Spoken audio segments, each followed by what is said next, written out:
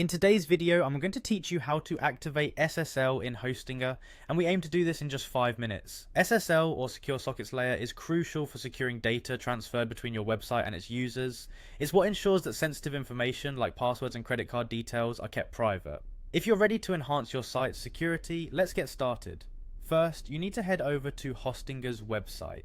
Hostinger is a popular hosting platform that helps you bring your ideas to life online. Once you're on their site, you'll want to look for the login button, which is usually located in the top right corner of the home page. Click on that to proceed to the login page. Now, if you already have an account, simply enter your login credentials to access your dashboard. If for any reason you're not yet registered with Hostinger, you'll need to sign up first, but assuming you're already a Hostinger user, once you log in, you'll be directed to what is known as the Hostinger panel, or hPanel for short. This is your main control center where you can manage all aspects of your website. On the main page of the hPanel, you should see an option labeled Home. Click on it. This will take you to a section where you can see a list of all your websites hosted with Hostinger. Find the website for which you want to activate SSL. Next to your site's name, there should be a Manage button. Click on Manage to see more options for configuring your site. Once you're on the management page of your website, look for a tab or section named Security.